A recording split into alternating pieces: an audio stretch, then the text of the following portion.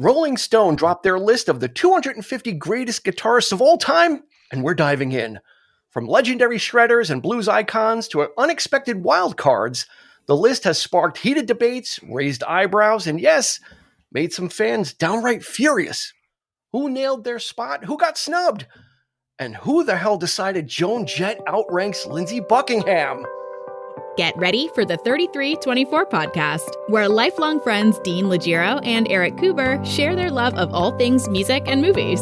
Dean has directed short films and is a music trivia buff. And Eric, trained in audio engineering, brings his extensive knowledge of music and film to the conversation as they discuss, debate, and celebrate their favorite albums, films, and much more. Welcome, friends, to the place of anger and rage, the 3324 podcast. And this is all Mark Knopfler's fault, Eric. Yes, it is. Right? Eric, we lay the blame at his feet. Why? Because I went and when we did the Brothers in Arms episode, I went and looked up, remember? And I was like, for some reason I looked up like where he ranked as a guitarist. Okay. And he we was like, did a primer for this on that episode, didn't we? Yeah, and he was like, whatever he was like way high up. And that started the fire burning inside me of how cockeyed this list is. To say the least. Cockeyed I think this list is. And apparently everybody with us tonight shares the same ire and rage. So if you're as angry as we are, make sure you follow us and you'll get more of the same each week on your favorite podcast provider. Although not as angry as this one. This one we're gonna have a little fun and we're gonna tear apart just the top 20 of this list. If you're new to the podcast, that's fantastic. Welcome aboard. If you want, you can become a Green Room supporter and support independent content creators like Eric and I. I'm trying to get a new chair. He's trying to get a new couch. We can't do it without your support. So go to buymeacoffee.com/3324. Become a Green Room supporter. That will help us out. And if you, beyond that, you can like and subscribe. If you're listening to us on YouTube, go ahead and subscribe and give us a thumbs up. That helps move us up in the algorithm as well, Eric, right? Mm-hmm. That's Absolutely. all the Sorry, I had tea in my mouth. That's okay. So mid swallow. You know what happens to me? It happens like clockwork. I'll be in a restaurant. The food will come. I'll be in mid chew, and that's when the waiter or waitress comes and says, "Is everything okay?" Yeah. Without fail, I have a fork in my mouth. That's when you just raise the thumb. And I'm like, I like, kind of have right. to be like thumbs up, and kind of I just have to nod and grunt like a caveman because there's like my maw is filled with food that I'm chewing on. Or you Without just say, fail, it happens. off you go. Bye. Or it's just like, I'm ready to go, Karen. yeah. I need another soda. Yeah. Anyway, my restaurant picadillos aside, we've got a great episode. We've got a lot of guests, so let's get to introducing them. First and foremost, Mr. Robert Prisament. How are you, sir? Welcome aboard. Hello, everybody. Glad to be here.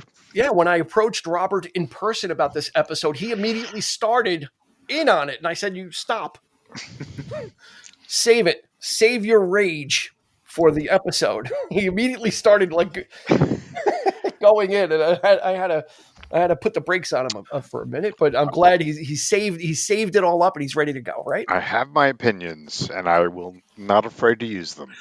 Absolutely. Next up, Mr. Christopher Clark, diehard Met fan. He is a ride or die. Yes, I am. I'm missing them pitch against one of the Rookie of the Year from last year right now to be here, though. That's how committed to this show I am. Shea all the way. Yes, I still miss Shea Stadium. Tell my kids about it all the time. Well, that's great. That's awesome, Chris. We're happy to have you. Good to be here, man. Yep. This is definitely a topic worth talking about. Mm-hmm. Yes, it's an electric topic. Finally, last but not least, our guitar aficionado, we'll call him that, Mr. Rob DiStefano. Rob, how have you been? It's been a minute since we had you. Yes, and I'm ecstatic that you tapped me for this particular episode because this one is near and dear to my heart. I spent many a class in high school writing lists of this nature when I should have been paying attention. That explains a lot. I think I was writing similar lists as well. So what we've got here is in 2023, Rolling Stone, I think they did it a while back as well, just like they do with their top 100 albums or whatever they do, or 200 albums. They put out a list of the top 250 guitar players in 2023, I believe is the most recent list. And that's the list that I stumbled upon when doing my research for our Brothers in Arms episode. It's just kind of like, where's Mark Knopfler sit in the pantheon, and in his opinion? And he was like so far up, meaning very towards not far up towards number one, but in the opposite direction, that I didn't understand it. He was number 96, and I'm like, I don't know. Am I missing something? Am I old and curmudgeonly? I don't know, but we've got four like-minded people here that have opinions. So what we did is I sent everybody the list of the top 250, but we're really only going to talk about the top 20 and then just kind of, slot in who we think maybe, shouldn't be there, who we would put in, and perhaps who is not even on the list that should be on it. But first and foremost, I think we'll go around and talk about how does somebody get on? Well, somebody can get on the top 250 somewhat easily, Eric. And I say easily as a loose term, but in the pantheon of rock and roll. But what is it that gets somebody on? Is it influence? Is it technique? Is it that they just been around so long? Like, what do you think is part of that? And what are you looking at when you were looking at the list and said, no way, or how come they're not higher? I think I think they did try to explain it, and I didn't quite understand what the terms that, the criteria that they were going for. But I don't know. In my opinion, I think a lot of it has to do with legacy. There's a lot of legacy artists on this thing, a lot of whom are no longer with us. And a lot of similar players. One begets, like one player influences another, and in the next generation, there's of the same type of player doing the same type of thing. Mm-hmm. That's one of my biggest pet peeves, especially in the top 20. But I don't know. I think it largely has to do with influence. I think there certain techniques do apply. There are, guitar. I only learned this through other guitar players, people that I like, talking about their heroes and what they brought to their playing and that kind of thing. So I'm not particularly a guitar expert by any means, but I just feel like it has a lot to do with that kind of thing. And if you really go back and listen to some of this stuff and try to find what they're talking about, you might hear it, you might not. I don't know, but I think there's, and I think on this particular list too, compared to other lists that they've done, there is a lot of the diversity issue as well. There's a lot of women players on this list. There's a lot of black players on this list. They're trying to keep it current and that kind of thing too. So, which is I don't know if that's a factor or should be a factor. Certain players I'm kind of questioning in that sense. Are they real? Are they good enough to be on the list? Or are they on the list because, or where they are? Is that more exactly. of a thing? And I think when we get to the top 20, I think we'll kind of we'll kind of pull on some of those threads. Chris, what do you got? I was going to say just to kind of build on what Eric was saying. When I think of a list like this, it's not necessarily Eddie Van Halen or Randy Rhoads or Joe Satriani, like those guys who are world-class athletes at their instrument, although, there's something to be said for any of those cats being in the top 20, but it's more like how many dudes picked up a guitar player because this guy came out and did what they do, or what did they do to change the sound or put their own stink on what is in rock and roll. And what I noticed with the list, or what I felt like with a lot of the artists in the top 20, and there's some artists that I genuinely love. Like I know in Dire Straits, I mentioned I didn't understand how Joni Mitchell was in the top 10. I think Joni Mitchell is a phenomenal musician. She made some great records, in all styles of music and folk and jazz and rock and roll and all the things, what she's inspired. She deserves her place in the notables and greats of music. And in that big songbook. But as far as a guitar player, I don't necessarily see her as like somebody that people ran out and said, I got to learn how to play the guitar because of Joni Mitchell. I think she should be in the top 10 of songwriters of all time. She's an amazing songwriter. I don't necessarily know that she's one of the most important guitar players, and more so I think the importance for her is her songwriting and her abilities as an artist in that regard. Okay, so Priz, is it guitar technique? Is it innovation? What is it that for you that has Well, people on the list I'm that thinking shouldn't be I in- agree with a lot with what Chris was saying, that a lot of people on the list I see as great songwriters who you don't look at as guitar players. But just to jump ahead little bit, if we're going by songwriters like Joni Mitchell, who you don't look at for her guitar playing, unless I missed on this list, I don't see Taylor Swift, who plays guitar and has written a ton of hit songs. And she's actually a really good guitar player too. Yeah, exactly. Arguably more popular than Joni Mitchell at this point as well. Right, and for what she's done for the, I get where you're coming from with that. So if we're going for songwriting ability, why isn't she in the top 250? Sure. And what's interesting is, like, and if you're talking about how you guys are saying, like, did they try to bring equity to this list? She's not on the list as a guitar player, but her two band guys are, and it's two dudes. So and I'm telling you, her early records, it's mostly her playing the guitar. She's actually a really decent guitar player. Yeah, the whole singer-songwriter ethos. Yeah. Rob D, where do you fall in on this as far as what you were looking for or what you were expecting out of the list? Yeah, the list itself, the criteria, like was mentioned before, was sort of confusing of what Rolling Stones sort of used to gauge. Going through the list. Not to cut you off, Rob, could we just say what the criteria is first? Because I actually didn't read the criteria because it wasn't on what you sent, like just before Rob moves forward. What was the criteria? Am I wrong? Did it mention something that it looked for heaviness to technique almost? Technique the term technique was used. I think it style. I think it had something to do with not popularity, but just sort of, what I think influence was used as well.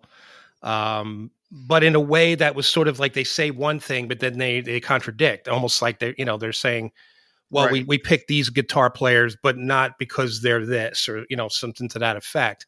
I can't remember what the exact terms were, but but those terms were thrown out there. And I think, again, I think a lot of it has to do with the idea of the equity thing, of the diversity thing. And it's sort of, I have it here. Yeah. In making the list, we tended to value heaviness over tastiness. I don't know what that means.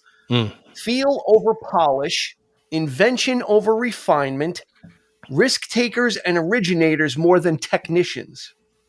We also that part I understand. Like that, what the second part of that I got. Yeah, but okay, yeah, but they're contradicting. Also, it's contradictory to say that because there are some technicians that have revolutionized guitar because of it. Eddie Van Halen revolutionized guitar because of his technique, right? And because of his playing. So we also tended to give an edge to artists who channeled whatever gifts God gave them into great songs and game-changing albums, not just impressive playing. That's the sentence right there. I'll read it again. Right.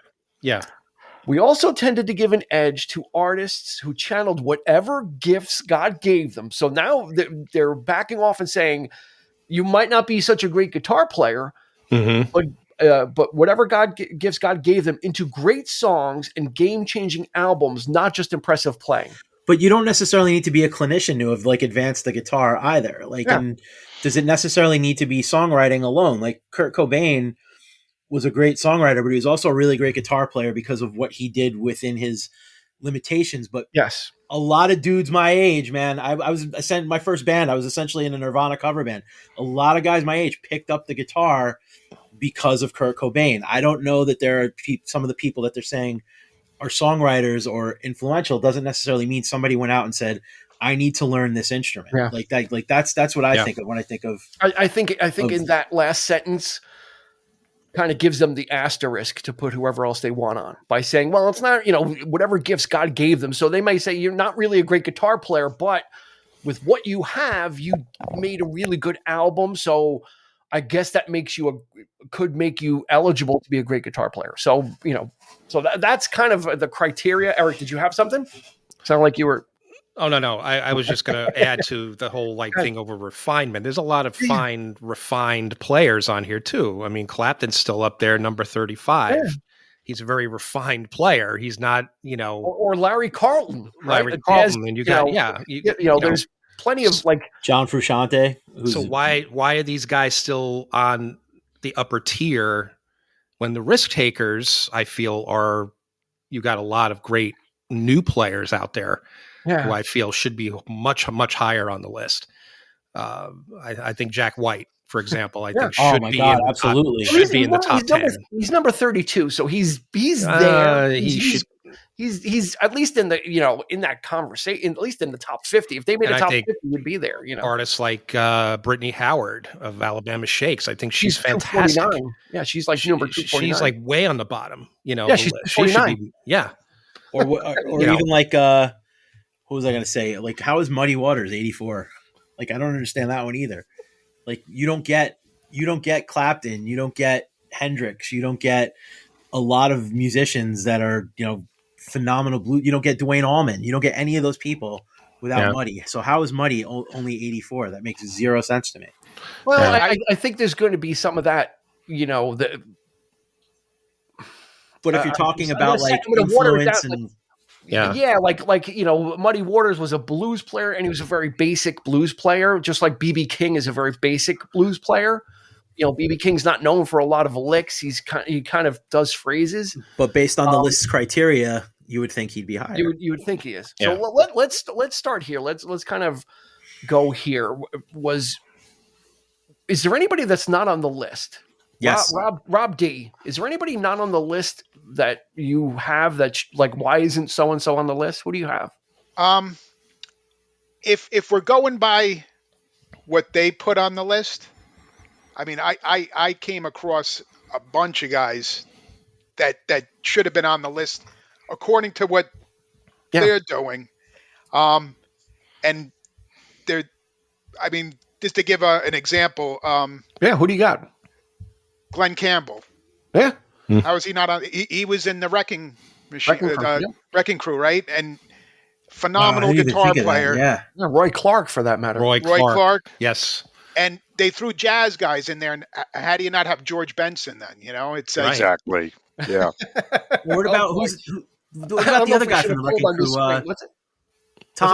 Tommy, what's his name? Tommy Tedesco. Tommy Tedesco. He's not on the list either. He's not on the list either. Rob Prisman, who do you have? You have anybody? I have three big ones that are amazing that they're not on the list just because so many guitarists I listen to cite them as influences. How is Neil Schon not on the list in the top 250? Mm-hmm. How is Alan Holdsworth not on the top 250, who any guitarist you listen to, says is one of their biggest influences? Eddie Van Halen always used to talk about Alan Holdsworth. Mm-hmm. And Yngwie Malmsteen, who many people say, wow, he came out and changed my game. Yeah. And I'm not saying he has to be at the top. Yeah, but just not even in the conversation. Exactly. Interesting. And according to way this list was compiled, the way they did it, where they wanted people who were influential and maybe not the best at their instrument. I mean, why is Bob Dylan not on the list? True. Well, he is, but he's way down. He is? Yeah, I think so. Yeah. I didn't think I saw him. I mean, you know what? No, I'm sorry. You're right. I'm thinking of Paul Simon. I mean, how do you have Paul Simon and James Taylor? James Taylor's on there too. How do you have Joni Mitchell in the top 10 and Bob Dylan, who's written so many huge songs? How is he not even on the list? Well, I think let's kind of I think how we can put the Joni Mitchell. I have one thing to say about Joni Mitchell. Yeah, let me throw it in, and I'll throw it over to you, Eric, and then you can give your anybody you don't have on the list. I think the deal with why Joni Mitchell's on there is because Joni Mitchell was very influential in terms of tunings. Mm-hmm. She was very experimental in how she tuned her guitar. So she didn't go for standard tuning. So she was always kind of fooling around with that to kind of either make it easier for her to play or just to find different sounds. And then in the 70s, when she went into her jazz period.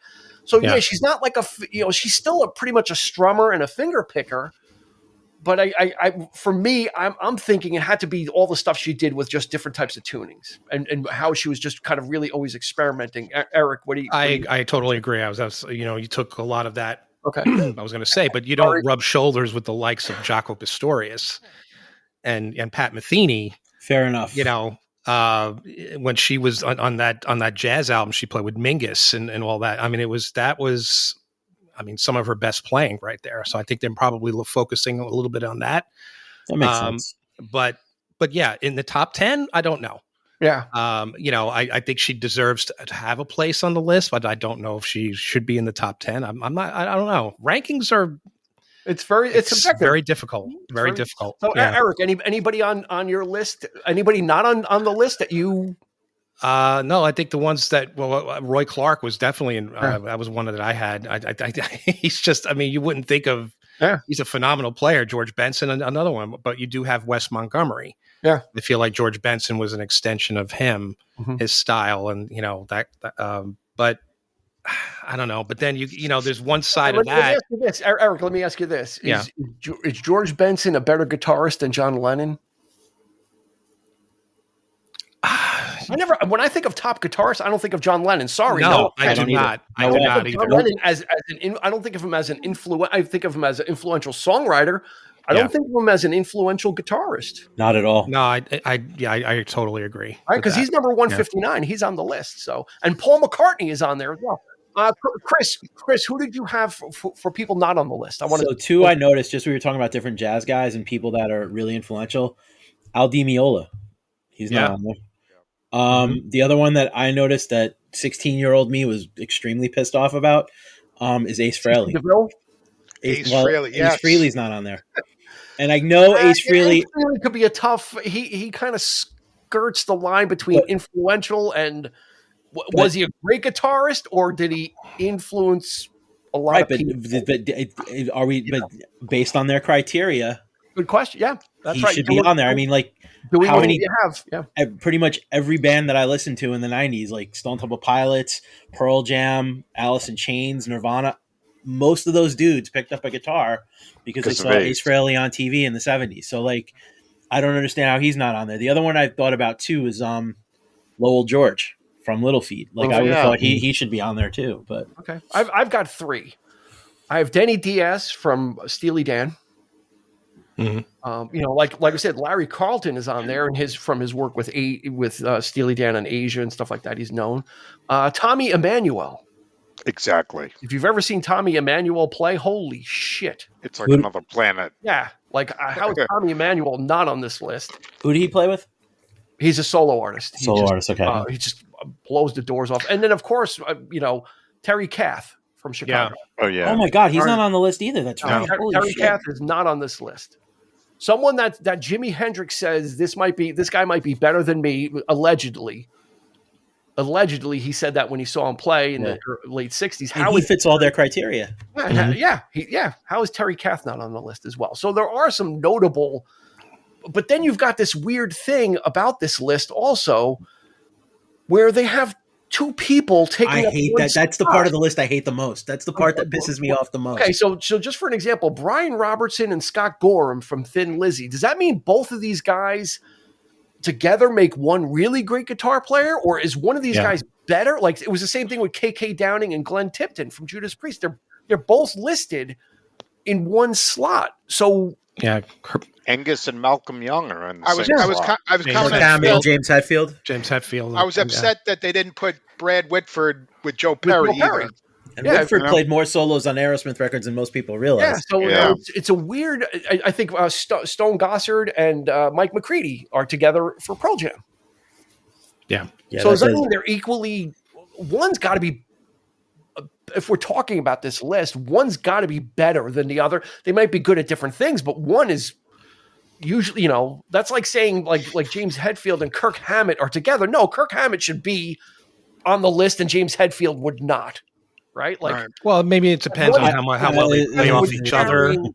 Do they work in sync? Are they, I mean, that tight in the playing, For me, the one that makes the most sense as a pair out of all the pairs, the one that makes the most sense is Thin Lizzy, because Thin Lizzy, Robbo Robertson and Scott Gorham, they actually kind of blazed that trail of like twin guitars and harmony. And I guess KK and Tipton, you could say that too. But like James Hetfield is probably one of the greatest rhythm guitar players that ever lived. Like, and what he does in Metallica is vastly different than Kirk Hammett. And I think they're important insofar as, like, again, rhythm guitar playing was advanced a lot. Would James Hetfield be on the list by himself? No, he would not. I personally think he would. I personally would fit out of all of those guys. I think Hetfield does deserve a place in his own right, because I think his rhythm guitar playing is one of the things that makes Metallica what Metallica is. His down picking is different than anybody else. Oh, it's insane. I'm sure Andy would agree. Yeah. Yeah, we digress. Andy Cremines, we digress on any of our Metallica bashing. It's just for the sake of the conversation. Okay, so let's get into the top 20 just for. Let's do it from 20 to 11, and then we'll do 10. We'll do 10 down instead of overwhelming everybody and the listeners as well. So just to kind of take the top 20, and we'll take it 10 at a time, and we'll kind of talk. We'll kind of just go quickly. Who are we good with? Everybody. We'll go. Then we'll do the next 10, and then we'll go with who we have on our list that should be in the top 20 at least, or can be taken out. So. At number 20, I just want to throw something in. There are also a lot of names on this list that I can't intelligently comment on because I am not familiar with their work. Absolutely. And I'm like, I don't want to rule them out, but I'm looking at the list, number 19. I've heard Freddie King's stuff, but not nearly enough to say whether or not I tried to look at the top 20 and listen to some of the ones I wasn't familiar with, just to at least give a little bit. You know what? We're just kind of taking the piss out of the list anyway. So piss out of the list. Piss is on my list. That's my whole. Okay, so at number 20, Stevie Ray Vaughan. Number 19, Freddie King. Number 18, Tom Morello from Rage Against the Machine and Audioslave. Number 17, Mother Maybelle Carter of the Carter Family. Number 16, Robert Johnson. Number 15, Keith Richards. Number 14, Prince. Number 13, Tony Iommi from Black Sabbath. Number 12, Jimmy Nolan from James Brown. And number 11, Carlos Santana. Eric, you take umbrage with any of those? I'm not familiar with, like Rob was saying, Mother Maybelle Carter. I'm not familiar with her work at all. I could take that one, but I could honestly say that I think the list should be. You shouldn't have, like I was mentioning before, just in that set right there. You got both Stevie Ray Vaughan and you have Prince, right? I mean, in my opinion, I think who influenced them. And he's also on the list. So you got three guitar players. No, you got three guitar players that are very, very similar in their style. They make no bones about who influenced them. And even before that, you had Buddy Guy, who was not in the top 20, who I think should be there. Yeah, he's the oldest living blues artist at this point, I think. One of the original guys. He was Hendrix before Hendrix, and he's not in the top 20, and he's, people are saying, oh, how loud he was. But I think in my opinion, he was way ahead of his time in that sense. He was doing stuff that Hendrix was doing just a mere 10 years later. And Hendrix is, of course, the do-all and end-all. But I feel like there's too many of a single genre. There's a lot of blues on this list as well. Yeah. I think it should be more in the top 20. You're right. I think that it should be a lot more diverse in that sense too. I mean, I think every category, every genre should be represented, and they're not, so I don't particularly have any from this list, from that grouping. I don't really have anybody that, like I said, I would put Buddy Guy in there, but again, he's too much like Stevie Ray Vaughan, or he's too much like, Go ahead. Oh, no. I'll take, I looked up Mother Maybelle Carter because I'm like, I didn't recognize the name. So I watched some videos, and she's pretty good. She's the mother of June Carter, who married Johnny Cash, and that whole Carter family. What I would say, I would take her out and put in Elizabeth Cotton. If you've ever heard of Elizabeth Cotton, and what she did on the guitar, she actually plays the guitar upside down. She plays it reverse stringed. And if we're looking at that kind of guitarist to have in the top 20, I think Elizabeth Cotton would have been, much more impactful to have in the top 20. I think her impact, is kind of felt a little further and wider. Rob Prismant, anything in numbers 20 through 11? Well, as we said, I am not familiar enough with Mother Maybelle Carter. Mm-hmm. I'm not familiar with Jimmy Nolan of James Brown. I know James Brown's music, but I don't know what he did per se. And I'm just not sure, and I'm going to get hell for this, that I would have Dwayne Allman up there. Okay. Well, we didn't get there. I think you're going into the top 10. He's 10. I'm so sorry. Oh, my gosh. He's 10. He's in the next segment. He's waiting. Okay. He's waiting in the wings. And Tom Morello, I think, is great, but I'm not sure top 20. Okay, so there you go. Tom Morello, Rage Against the Machine. And also, I would actually say Prince should be in the top 10. Easily. Mm-hmm. But I think based on his legacy and what we're learning about Prince and being exposed to after his passing, and understanding really the extent and the breadth of what he could do. I was surprised that Prince would be, not surprised he's in the top 20, but I would posit maybe he should be further up. Robert D, what do you got on numbers 20 through 11? I'm gonna also say that I don't think Tom Morello. Okay. He shouldn't be that high, and I'm sorry for all the fans of him. That's okay. I'm just not a big fan of his type of playing. I don't know. It does nothing for me. Mm-hmm. And I really don't think he should be that high. I was shocked when I saw him there. I know a lot of people give Keith Richards a lot of stuff, but I think he should be higher than he is. Really? Agreed. Agreed. I don't. A lot of people. We have a split panel.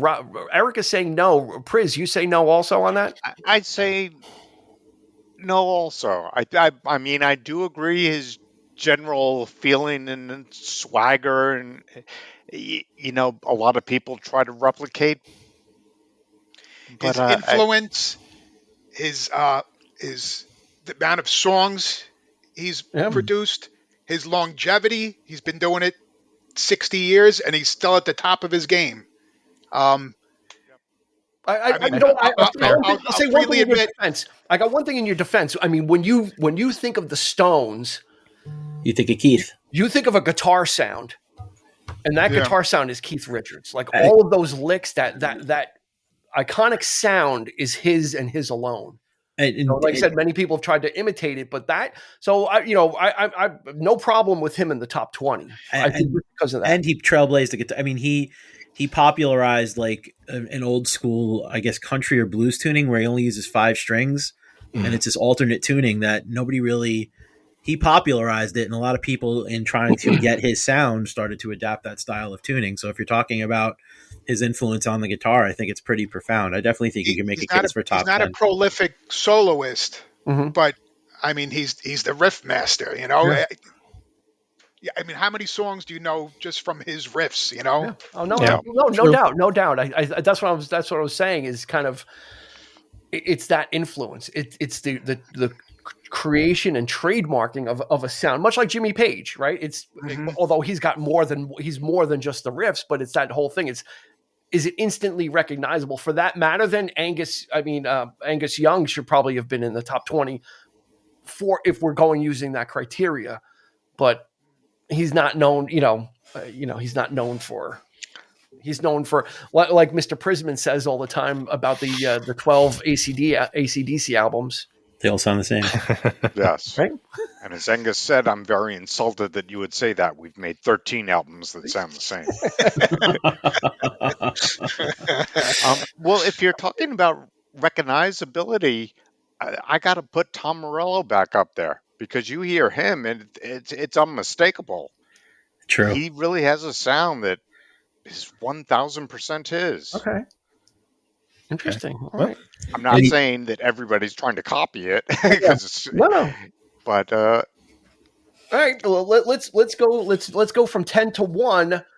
We'll go through that. Then we'll go through our kind of head scratchers, the ones that I hope everybody has a list of ones that why aren't these in the top 20? And this is going to be personal preference, but that's why we're doing this, to give our opinions, to pull this list apart after Mark Knopfler got me all riled up, got me incensed.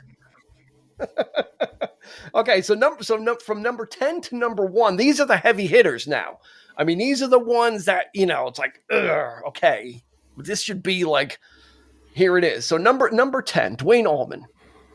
Number 9, Joni Mitchell. We talked about that, and I think we're all in agreement that while she should be on the list, she is not top 10 and she's not top 20. Do we agree? Maybe not even top 50, right? I mean, she should be on the list. I never think of guitar work when someone says Joni Mitchell. Right, I don't never either. Say, wow, her guitar work. Yeah, you don't think blew guitar, my mind. you think songwriting. But at the same time, I think Eric's point of her being able to hang with dudes like Jaco Pastorius kind of maybe does speak to her skill a little bit more. I think it's adaptive, her adaptive ability. Yeah. To be able to change her style from album to album, and I guess that's what they were going for when they when they said that. But if you're going to go there, then Paul Simon, I think his playing is unmistakable. He's got some terrific phrasing. He's not just a rhythm player. Mm-hmm.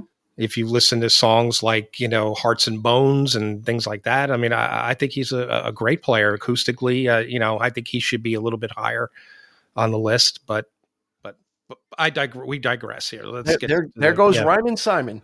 Yeah. So number 9 was Joni Mitchell. Number 8, B.B. King. Number 7, Nile Rodgers from Chic. Yeah. Number 6, Sister Rosetta Tharpe. Number 5, Jeff Beck. Number 4, Eddie Van Halen. Number 3, Jimmy Page. Number 2, Chuck Berry. Number 1, Jimi Hendrix. Eric, how's that top 10 shake out? I know everyone's going to say Sister Rosetta Tharpe is a head scratcher. I've watched a lot of her performances. She's a great. I think she's in here for the influential thing as well, especially being an African American female, much like Elizabeth Cotton. But Sister Rosetta Tharpe was Elizabeth Cotton was an acoustic player. Rosetta Tharpe she played like a Gibson, and an SG, I think, right? Gibson SG. I mean, and so I think in the 50s and 60s, like you just didn't see that. It was like that is a bold thing to a bold thing to see. So I think she's on the list because it's just so of the glass ceilings that she was shattering. Of just kind of of playing an electric instrument as well, and not playing like folk. Usually when you think of a woman artist of that era, they're gently plucking an acoustic guitar and singing folk songs. Rosetta Tharpe was out there with her electric guitar, just kind of really like letting it loose. So what do you think of that top 10, Eric? To be frank, like I said before, Prince should be in the top 10, which I think that means Jimi Hendrix should not be number 1, in my opinion. Why you think Prince because should be number 1? I think Prince deserves to move up. I think Hendrix has always been number 1. Yeah. And that's a thing too. I mean, you have these, these legacy players that are always in the top spot, Jimmy Page, and so there's a lot of players out there, especially young players out there, deserve to kind of move. Dwayne Allman, I think Derek Trucks should be much higher on the list, in my opinion. Exactly. Warren Haynes, for that matter, too. Absolutely. Right. You talk about, Sister Rosetta Tharpe, like I said before, Brittany Howard is the sort of new reincarnation of her, and that kind of thing. So I think these people deserve to move up a little bit. I think, maybe not. I don't know. Jeff Beck, I think, yeah, he's solid in the top 10. I think he deserves to be there. But again, going to your point earlier, you've got what, 1, 2. You got Hendrix, you got Prince, you got 5 blues. You have 5 blues players in the top 10 as the list is right now, if I'm not mistaken. That's right. Wayne it's very boxed into the blues, which, I mean, I know how important the blues is to a lot of formats, but like Eric said, I think you should probably Chuck Berry in the blue. He was based in the blues, although he's not in country to a lesser extent. But yeah. So Chris, any issues with this list? How do you feel about Chuck Berry at number 2? If you're talking influence, man, how many people? I mean, like those, like you think of Johnny B. Good or Maybelline or any of those other things. Those are the reasons why our heroes of the 60s, picked up a guitar, and how many artists and how many albums and how many guitar players did he give rise to?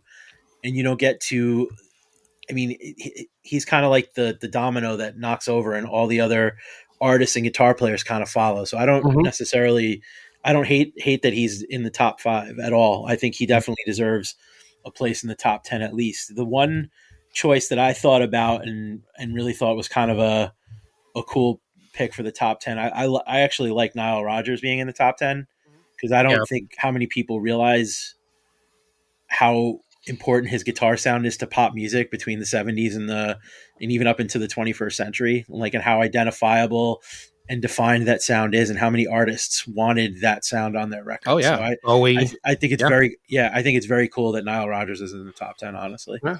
All right. Rob D. I'm not just because I'm a fan. Here we go. Here we go. So everybody settle in for some Page.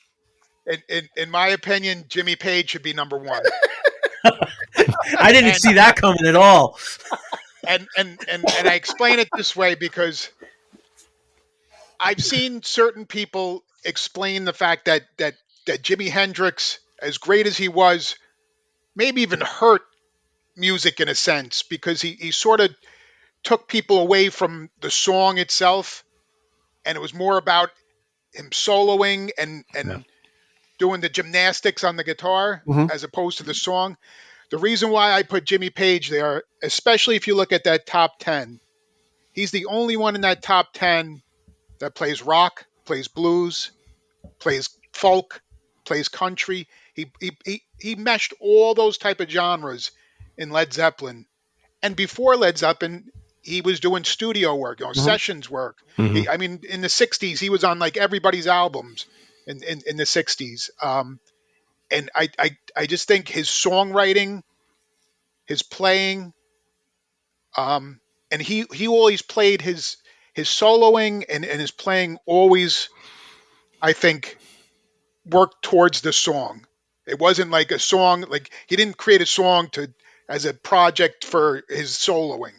Everything focused on the song with him. Yeah. And I think just the fact that he hit so many different genres of music puts him above those other people. Right. I actually think that's a really good argument. I think you make a really good case. Honestly, seriously, I'm not joking around. Seriously. One turnover. Prince, what do you got? How do you feel about the top 10?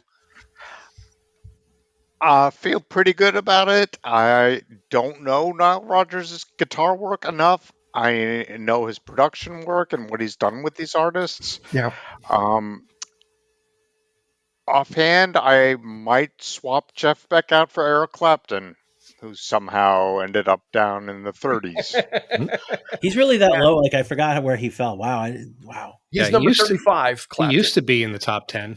Yeah. Clapton is God. How could he not be number 1? Wow. Right? And I'm going to throw another one in that I just thought of that I think is missing from this list altogether. If I could just jump back to them. Blows my doors every time I hear him is Michael Schenker. Yeah. Who is really, I call him the hard rock Eric Clapton. Yeah, absolutely. Because he plays hard rock, but he picks the notes that just melt you. That, oh my God, how did he come up with that perfect note?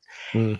And reading about interviews with him is very interesting because he writes all the guitar solos first and then says, what song can I build around this? And all the songs are pretty rocking too. Reverse osmosis. And he's one of those guys. Kirk Hammett will tell you. Oh, yeah. James Hetfield, Mike McCready is in a UFO cover band. Like, he's a really influential guitar player, more so than I think people realize.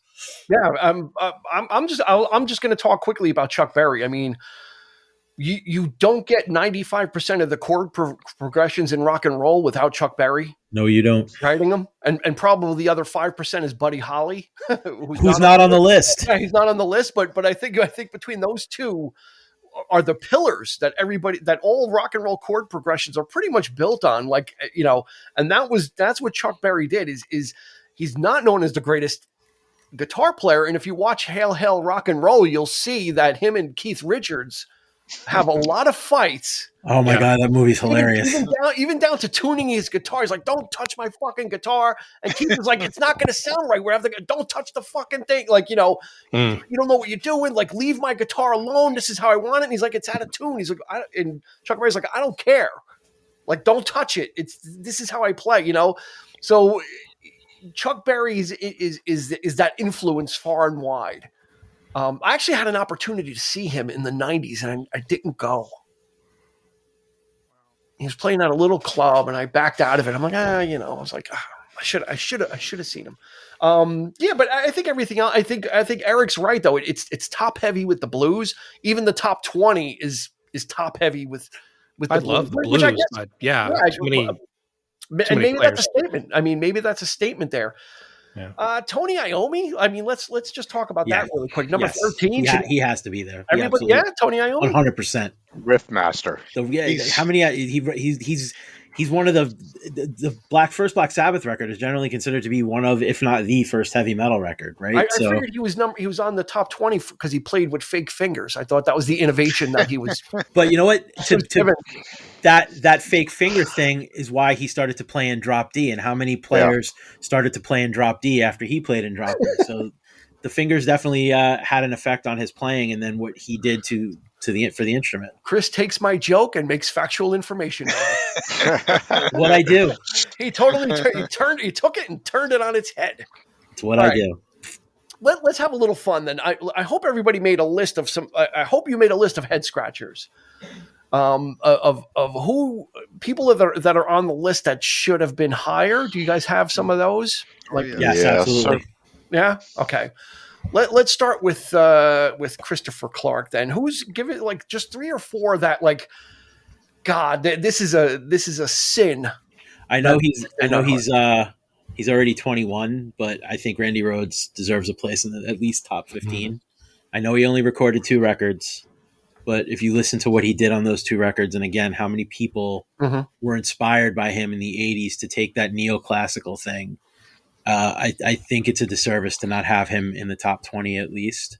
When I told somebody at work today, I was recording a podcast about this, the first words out of his mouth were, "Where's Lindsey Buckingham on the list?" And when I told him he was 100, he got really pissed off. And then we were working in the same room today, and he put on an acoustic version of a song from Mirage, and it was just like Lindsey Buckingham doing what he does. And I'm like, yeah, you're right. He definitely, I think you could validly make an argument that he deserves a place somewhere in the top 20. I think. You just made my job easier. Anybody else you have that are head scratchers? The one that I wish was on the list altogether, I don't know if he would belong in the top 20, but the other one that I was surprised by was John Petrucci. And I don't know if it's just because, again, Dream Theater is my answer to your ELO. So I felt like John Petrucci as a guitarist, his guitar that he currently plays is the only signature series guitar that sells more than John Petrucci's is the Gibson Les Paul. So if his guitar playing and his guitar designs are so important to the instrument, how is he not in the top 250? Sure. So. All right.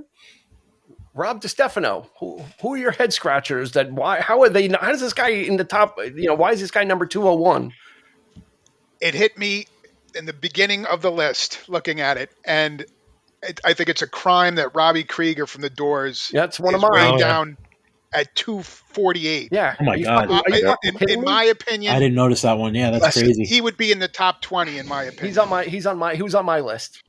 I'm a huge Doors fan, and he has such a distinct style of playing. Absolutely. He's got that flamenco influence and blues. He melded the two. Yeah, and country. Same thing. Yeah, I was shocked to see him that far down. I thought that was a crime to put him there. I'm also gonna. I got to get my Stones in there too. I think Brian Jones should have been on this list.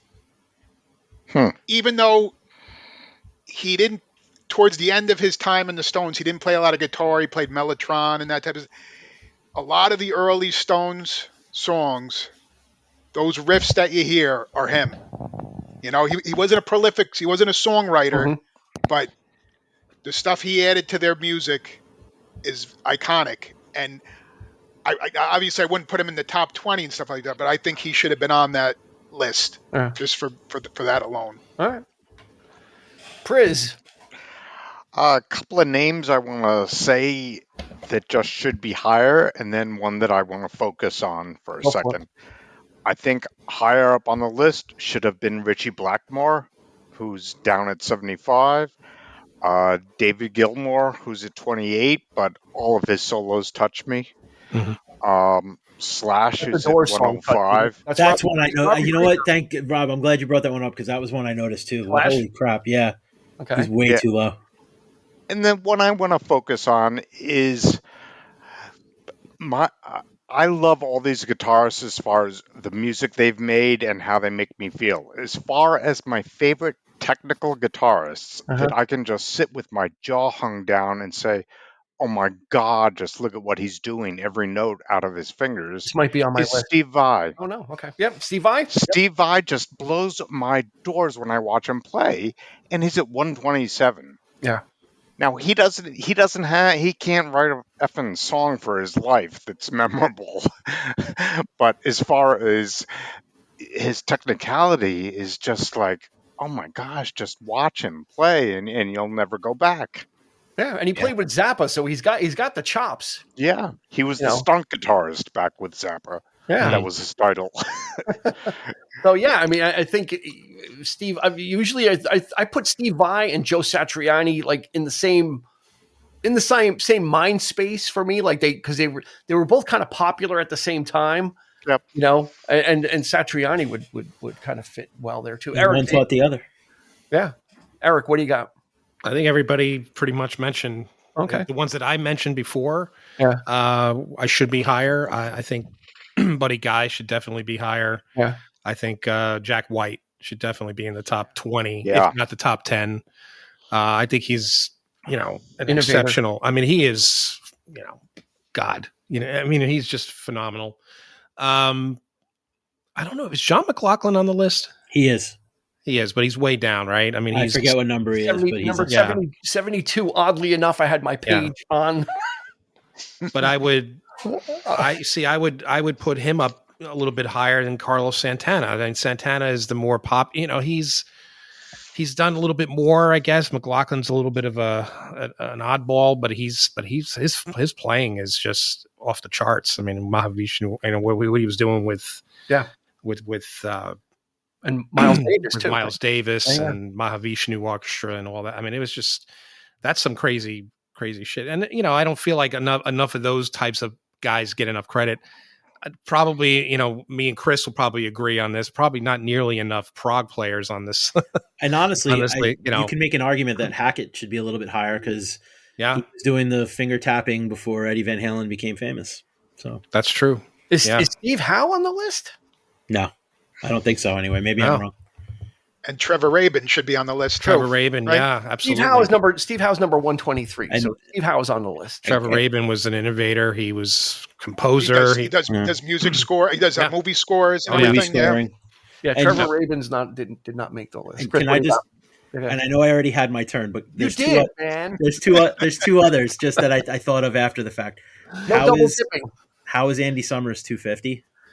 Well, you're going to segue into my list then, because that's first on my list is Andy. And then Summers. the other one I don't understand is I think Johnny Marr from the Smiths is a very innovative guitar player, and he blends a lot of different styles. He's got a nice tone. And he makes a very distinctive sound that's influenced more than just the Smiths. I mean, he played with the Pretenders. He played with the Talking Heads. And he's a very distinctive guitar player that I think is very innovative on the instrument. And I feel like he should be a little bit higher than 56. Yeah. All right, we'll use that to segue to Andy Summers at 250 is a crime. Someone should be arrested for that because he has such his tone is the sound of the Police. You know, Sting's bass is there, but Andy Summers' guitar playing is manic. Sometimes guitar playing is avant-garde. Guitar playing is what makes the Police that. And then the stuff he did with Robert Fripp. I mean, he I don't know if they're saying, oh well, the Police is like a pop thing, but Andy Summers to be a 250 is like Jesus. He's essentially a jazz musician. He's a really skilled guitar player. It's crazy. Mr. DeStefano took my Robbie Krieger, of course. Yeah, that guy's way too far up for again melding genres. I'll give just 10 seconds to Lindsey Buckingham because we have to.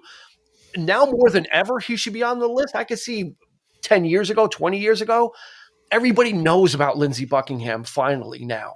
And he takes his acoustic work and can play electric. He takes his electric songs and he adapts them into acoustic performances. You don't really, and complex performances, you don't see an artist really do that. They'll do an acoustic version of their song, but like when Lindsey does Go Insane or Big Love, it is a totally different thing. It's a totally different animal. It doesn't resemble its original form. Big Love is actually better acoustic than it is on the record. I always like the originals, but that's what he can do. I mean, that's what he does. Is he takes simple songs and makes them complex, and takes complex songs and he'll break them down. A couple of other notables: Nuno Bettencourt. There are basically almost no 80s metal hair bands represented here. No, none at all. None of these. Right. But wow. I think Nuno Bettencourt should have been higher on the list. Like he's still out there. He showed that he has the staying power, and I think maybe his time will come where he starts kind of rising up. He's not very prolific, now, but But his influence is definitely felt amongst a lot. I think people in the know are like, Nuno Bettencourt. And he caught some attention last year when Extreme put out their last record. Yeah. The guitar, I forget what song it was, but there was some guitar solo. Rise. Right. It caught a lot of attention on YouTube and stuff. Yeah. A couple more. Steve Lukather. Should have been higher up from Toto. Yeah. Yeah. And prolific session guy. Played on Michael Jackson's Thriller album. And the guy was everywhere. Kind of like a Tommy Tedesco kind of guy. Yep. Besides Toto, he was the sound of the 80s. He was just all over the place playing and all those interesting guitar sounds and just stuff from the 80s. Lukather was there for. And then I'll throw in, he'll never be top 20, but I got a soft spot for Joe Walsh. He's just a great guy. I think he should get in on being a really interesting guy. If you want to throw that in as a reason, I think Joe Walsh could be there. He's a great slide player. He's an interesting guitar player. He's a standard rock and roll guitarist. I mean, that's what he is. But he's just a great, he's like you want to root for the guy. Top 250 of Strange Faces while playing guitar. Or just Strange Face when not playing guitar at this point too. With all the surgery. He's got the resting Strange Face. I think those were all the interesting ones. I mean, Jeff didn't make the list, did he, Dean? Again? Who? Jeff Lynne didn't make the list. He wouldn't. I wouldn't expect him to, though. That's the thing. Is he's But I consider him far superior player to Paul McCartney and John Lennon. I think. I don't. Maybe to John Lennon. I mean, McCartney's a good player. He can play the guitar, but like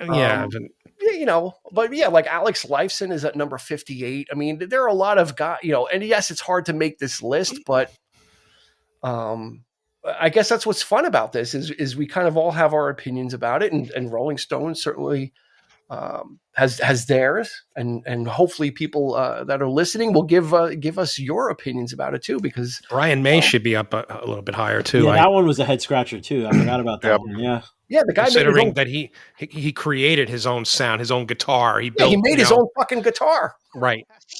That should get you top 20 right there for building one. Much like Tom Schultz, from Boston. Tom Schultz? Yeah. I don't even think he's on the list. Tom Schultz is definitely not on this list. No. No Ted Nugent? The Rolling Stone offices might go up in flames if you put Ted Nugent on the list. Uncle Ted. He's going to show up with his compound bow. Oh, my God. Lunatic. Ted Nugent. Oh, God. Yeah, it was a very interesting exercise to kind of look at some of this. Merle Travis, who is Merle Travis is at 108. If you've ever heard of Travis finger picking style, I don't know if you ever heard of that. Travis finger picking, that's Merle Travis. He basically innovated a way of finger picking that pretty much everybody does. So yeah, it's hard. Dick Dale, there's the whole surf thing. So there's a lot of I guess room for interpretation, and I'm glad that we did this because it got it out of my system. I needed to. You feel better now, Dean? I've been harping on this for the past couple of weeks with Eric. Like before we do our shows, I'm kind of like, fucking Mark Knopfler, and I didn't even mention him on this because I kind of got it out of my system with him. Another great player that should be. I don't know if he's even on the list. Albert Lee is another fantastic player. Albert Lee, yeah. Andy Fairweather Low, yeah, right? He's not. On some level, you got to wonder, like, instead of doing Albert Lee is not on the list. Did they? Go ahead. Rolling Stone. Did they say who compiled this list?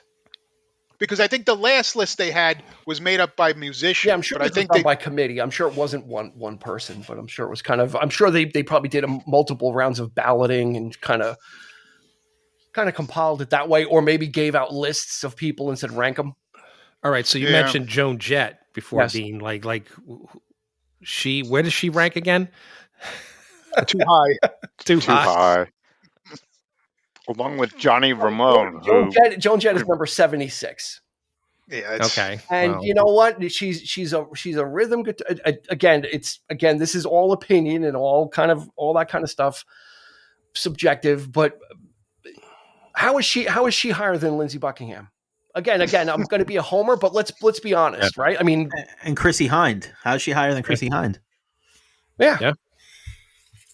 I mean, and they're probably not going by Joan Jett of Joan Jett and the Blackhearts. They're probably going by Joan Jett during her tenure in the Runaways. Yep. What that meant for punk, what that meant for women's rock in the 70s. That's fair. And again, that term of making the best with what God gave you, that kind of just throws a wrench into it just makes anybody eligible, right? That you could be like, okay, Tiny Tim. Dean, according to that theory, she should be connected with Lita Ford. That's right. It should be Lita Ford. It should just be the Runaways, Lita and Joan. Exactly. Yeah, that's right. Yep. And Lita Ford is in here too. Yeah. Whoops. I almost wonder if you're better served by doing a list like this. Like I remember when I was a kid and I used to read Guitar World magazine, and they do these lists, but they break them down by like category. Like I almost wonder if it should just be like instead of having like 250 guitar players across the list, blues rock, and like your top 25 of the blues, top 25 of metal, top 25 of country, of jazz. Yeah, and I think you'd probably get a more true list to the importance of these people in their genre of music, because all four of us probably have differences in our taste in music and feel different. But I feel like if you had it divided by category, it'd probably be more accurate or fair. In a lot of respects. I agree. Lita Ford is higher than James Taylor and Nuno Bettencourt. Lita? Yeah, she's higher on the hit record, man. Nuno Bettencourt and James Taylor, but she's also higher than Jose Feliciano. Light my fire, light my fire, light my fire. I think Billy Gibbons from ZZ Top should be way higher than he is. Yeah, he was on my head scratcher list too. But there was already so many. We kind of established so many blues players. Yeah. That to kind of chuck another one in would Leslie West is a little low. Bear, Yeah. near, near. Bear, near. All right, and any closing thoughts from any of you gentlemen? I'll just kind of whoever speaks first. I think you could do just as good by putting 250 names on a wheel and spinning it. Or into AI. Yes. I think he speaks for all of us. I agree. When I first saw this list, I thought they got a bunch of names, threw them up in the air, and wherever they fell, that's where they put it. That's what it seemed like. Yeah. Like the first is that 100 as they put 100 monkeys in front of typewriters, and whatever came out is what they went with. It's an interesting exercise, and again, like I said, it's fun to pull it apart. None of these lists are all encompassing and definitive, and certainly not written in stone, because they'll do another list whenever they do, and it'll change again. I think what we're maybe in closing, and Priz put it in the best terms is, at some point I've stopped listening to certain types of music. So yeah, there are artists I've never heard of and be like, well, who are they? What are they? And the longer that we're on this road of rock and roll, the more people are going to be added to it. Right. So like Eric said, the sacred cows of rock and roll we're surprised that Clapton isn't there, because he's like one of he should be an evergreen on the list, and certain ones should be evergreen. But as much as you want to see those guys stay where they are, it's like I said before, I feel like there's a lot of young talent out there right now that is just, they're moving up. They're doing all the things that these players have done, sometimes even better, in my opinion. I just think that, it's time for, the years are passing by, man. I mean, it's time for, these people to be recognized, I feel. Yeah. So, yeah. Yeah. So much, let us know on social media what you thought. Hit us up on Instagram, Facebook, or YouTube. Let us know if there's people on the list that were not on the list like we did, and let us know how you felt about the top 20 in both sections, and who you would sub in, sub out, or who you think would be higher up on the list. We look forward to hearing your picks, and we'll certainly respond and reply to your comments. So, Eric, what do you think? We put a lid on this one. Am I done complaining about this? Do I have to shut up? Yeah, I think you guys nailed it, man. I mean, you guys are obviously more. My guitar is really not my go-to instrument. I've always been more of a drummer, rhythm, bass, drums, that kind of thing. So guitar, this was challenging for me, because I'm looking at the list and I'm like, I don't know this person. I don't know, what type of music is better than other, how do you say that like a heavy metal guitar player is a better player necessarily than a blues player? They're not. What kind of facility do they have? See, I just said it. They're not. Do you know what I'm saying? Like, it's just, everybody has their own technique and style, and they, and I think, there have been a number of players over the years that have done, very innovative things within their genre. Yeah, metal's easy to play, so that's why there's not a lot of metal. Well, punk. I'll say, Eric was thinking it. I'll say it. Well, I'll go with more of the punk scene, but again, Steve Jones is on the list, I believe, from the Sex Pistols. Yeah, he's like record. I think Pete Townsend should be higher on the list. He's like 37. I think he should be higher on the list.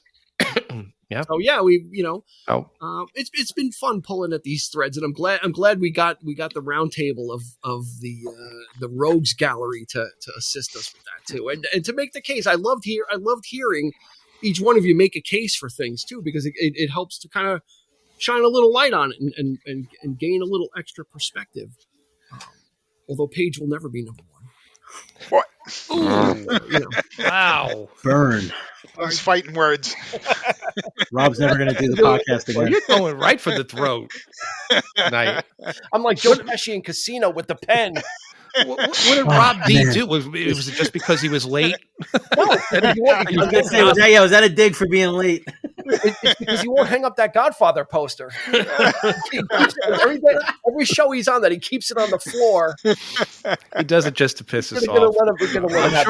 I'm sure he hangs it proudly every other day, but when he comes on, he takes it down when he comes on. I'm actually rearranging my man cave now, so that's why I'm looking for a better place to put it.